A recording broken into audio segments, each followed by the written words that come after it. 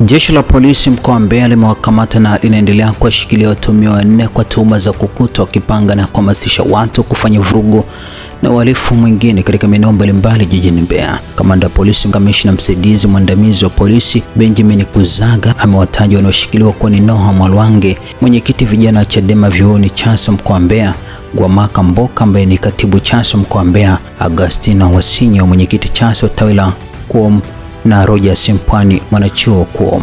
Watuhumiwa wao walikamatwa Julai 4, 2026 majira saa 10 jioni katika eneo la Mafiati lililopo kata Maanga jijini Mbeya, na kamanda Kuzaga amesema ushahidi unakamilishwa ili hatua nyingine za kisheria zifuate dhidi ya wanne hao. Jeshi la polisi mkoa wa Mbeya linatoa wito kwa wananchi kuacha kujiingiza kwenye vitendo vya kupanga na kuhamasisha uhalifu katika mkoa wa Mbeya, kwa maelezo kwamba hatua za kisheria zitachukuliwa dhidi yao. Kufuatia kile kinachoitwa maandamano ya Sabasaba ambayo yamekuwa yakiratibiwa mitandaoni na wanaharakati mbalimbali tangu uchaguzi mkuu wa mwaka 2025, Tanzania imeendelea kushuhudia mvutano wa kisiasa. Baadhi ya vyama vya upinzani, wanaharakati na makundi ya vijana wamekuwa wakitaka mageuzi ya kisiasa na kikatiba, uwajibikaji kuhusu matukio ya vurugu yaliyoripotiwa baada ya uchaguzi, kuachiliwa kwa baadhi ya viongozi wa upinzani wanaokabiliwa na kesi mbalimbali akiwemo Tundu Lissu, kuimarishwa kwa haki za kisiasa na uhuru wa kujieleza nchini Tanzania. Lakini pia serikali ya Jamhuri ya Muungano wa Tanzania kupitia waziri wa mambo ya ndani na viongozi wengine wamesema haitaruhusu maandamano yatakayohatarisha usalama wa nchi. Vyombo vya dola vimepewa maelekezo ya kuimarisha ulinzi katika maeneo mbalimbali nchini Tanzania. Wale watakaobainika kupanga au kushiriki vitendo vya vurugu watachukuliwa hatua kwa mujibu wa sheria za nchi. Serikali pia imeweka mkazo kuwa amani na utulivu ni msingi wa maendeleo ya taifa. Jeshi la polisi limeeleza kuwa linafuatilia taarifa zinazotolewa kupitia mitandao ya kijamii kuhusu maandamano, lakini pia halitaruhusu vitendo vya uhalifu na uharibifu wa mali, uchochezi au uvunjifu wa sheria. Wananchi wametakiwa kuendelea na shughuli zao za kawaida na kutoa taarifa kwa vyombo vya usalama endapo wataona viashiria vya vurugu. Baada ya kuingia madarakani kwa Samia Suluhu Hassan mwaka 2021, kulikuwa na matarajio kufunguka zaidi kwa mazingira ya kisiasa. Miaka iliyofuata ilishuhudiwa mijadala kuhusu maridhiano ya kisiasa, katiba mpya na haki za kisiasa. Uchaguzi mkuu wa mwaka 2025 ulizua mijadala na malalamiko kutoka kwa baadhi ya wadau wa kisiasa kuhusu mwenendo wa uchaguzi na matukio yaliyofuatia. Katika mwaka 2026 mjadala umeendelea kuhusu mageuzi ya kisiasa, haki za binadamu na uhuru wa kisiasa. Siku ya Sabasaba ni kumbukumbu ya kihistoria nchini Tanzania inahusishwa na kuanzisha kwa tano mwaka 1954 na pia huhusisha biashara ya kimataifa jijini Dar es Salaam. Kwa mwaka huu baadhi ya makundi yameitumia siku hiyo kutoa wito wa maandamano yenye mada mbalimbali za kisiasa na kijamii kupitia mitandao mbalimbali ya kijamii. Jumuiya za kimataifa zimekuwa zikiweka mkazo kwamba haki ya kukusanyika kwa amani ni haki ya msingi ya binadamu, lakini pia zinakubali kuwa haki hiyo inaweza kuwekwa chini ya masharti yanayoruhusiwa na sheria, ikiwa ni kwa sababu halali kama kulinda usalama wa umma, utulivu wa jamii, afya ya umma au haki za wengine. Kwa upande wa serikali ya Tanzania, ni nchi mwanachama wa mikataba muhimu ya kimataifa na kikanda inayotambua haki hizo, ikiwemo Umoja wa Mataifa kupitia ICCPR, hususa ibara 21 inayolinda haki ya mikusanyiko ya amani. Umoja wa Mataifa pia kupitia African Charter on Human and People's Rights, hususa ibara ya 11 inayotambua haki ya kukusanyika kwa amani. Katika miaka hivi karibuni, mashirika mbalimbali ya kimataifa na kikanda yamekuwa yakitoa wito kwa mamlaka za Tanzania kuhakikisha kwamba mikusanyiko ya amani inalindwa kwa mujibu wa katiba na mikataba ya kimataifa. Kukamatwa au kuzuiwa kwa washiriki wa mikusanyiko au maandamano kufanyike pale tu panapokuwa na msingi wa kisheria.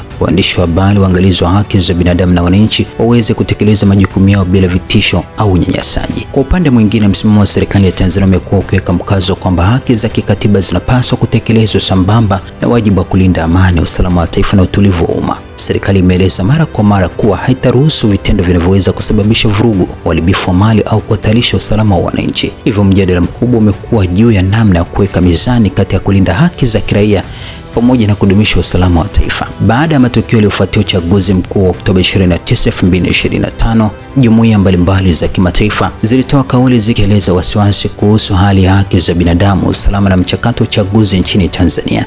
Pia serikali ya Tanzania ilitetea msimamo wake ikisema hatua zilizochukuliwa zilikuwa za kulinda amani, usalama na utulivu wa taifa. Miongoni mwa taasisi zilizotoa kauli ni pamoja na ofisi ya kamishna mkuu wa Umoja wa Mataifa wa haki za binadamu, ambayo ilieleza wasiwasi kuhusu taarifa za vifo, majeruhi na vizuizi vya mawasiliano, na kuitaka Tanzania kuheshimu haki za kujieleza, kukusanyika kwa amani na upatikanaji wa taarifa. Umoja wa Afrika kupitia ujumbe wake wa uangalizi wa uchaguzi ilisema tathmini yake awali ilikuwa kwamba uchaguzi ulikuwa na mapungufu dhidi ya viwango vya Umoja wa Afrika na ikashauri kuwepo kwa mageuzi ya uchaguzi na kisiasa. Serikali ya Tanzania imeendelea kuweka mkazo kwa uchaguzi ulikuwa huru na wa haki. SADC kupitia ujumbe wake wa uangalizi pia ilieleza kuwa kulikuwa na changamoto katika mazingira ya uchaguzi na kutoa mapendekezo ya kuboresha mchakato wa uchaguzi siku zijazo. Mashirika ya kimataifa ya kutetea haki za binadamu kama Human Rights Watch, Amnesty International pamoja na ICJ yalitoa taarifa zikitaka uchunguzi huru kuhusu madai ya matumizi ya nguvu kupita kiasi, kukamatwa kwa watu na ukiukaji mwingine wa haki za binadamu. Kwa upande wa serikali ya Tanzania, viongozi waliweka mkazo kwa mambo yafuatayo. Hatua za vyombo vya dola zililenga kudhibiti vurugu na kulinda usalama wa wananchi. Serikali ilikataa baadhi ya tuhuma zilizotolewa na mashirika ya kimataifa ikisema zilikuwa hazijathibitishwa au zilipotosha hali halisi. Tanzania itaendelea kutekeleza sheria zake na kulinda mamlaka ya ndani. Kwa ujumla, mjadala wa kimataifa umejikita katika masuala matatu: ulinzi wa haki za kukusanyika kwa amani na kujieleza, uchunguzi wa madai ya ukiukwaji wa haki za binadamu baada ya uchaguzi, mageuzi ya mfumo wa uchaguzi na taasisi za kidemokrasia ili kuongeza imani ya umma katika chaguzi zijazo. Kwa mujibu wa kauli zilizotolewa hadharani kuelekea maandamano yanayotajwa siku ya Sabasaba, viongozi mbalimbali wa serikali na vyombo vya usalama wamekuwa na msimamo unaofanana wa kuweka mkazo wa kusisitiza ulinzi wa usalama na utekelezaji wa sheria. Patrobas Katambe amesema serikali haitaruhusu maandamano au mikusanyiko itakayoleta vurugu, uchochezi au kuhatarisha usalama wa taifa. Amewataka wananchi kupuuza wito wowote unaohamasisha vitendo vya uhalifu na kuweka mkazo kuwa hatua za kisheria zitachukuliwa dhidi ya watakaokiuka sheria. David Misime amesema jeshi la polisi itaendelea kufuatilia taarifa kuhusu maandamano hayo na limeonya kuwa halitaruhusu vitendo vya uharibifu wa mali, mashambulizi dhidi ya askari au uvunjifu wa sheria. Sylvester Mangule amewataka wananchi kutoshiriki maandamano hayo na kuhimiza utoaji wa taarifa kuhusu na uratibu maandamano yanayodaiwa kuwa kinyume cha sheria. Pia amesema jeshi halihusiki na madai yanayosambazwa mtandaoni kwamba linaunga mkono maandamano hayo. Rais wa Jamhuri ya Muungano wa Tanzania Daktari Samia Suluhu Hassan kupitia serikali yake imeendelea kuweka mkazo kwa jukumu la serikali ni kulinda amani, usalama na utulivu wa nchi. Serikali imeeleza kuwa haitasita kuchukua hatua dhidi ya vitendo vinavyoweza kuhatarisha usalama wa wananchi au mali. Kwa upande mwingine, pia wanaohamasisha maandamano wamekuwa wakieleza kuwa malengo yao ni pamoja na kudai uwajibikaji kuhusu matukio yaliyotokea baada ya uchaguzi wa Oktoba 2025, kudai mageuzi ya kisiasa na uchaguzi, kutaka kuachiliwa kwa Tundu Lissu na wengine wanaotajwa kuwa wafungwa wa kisiasa.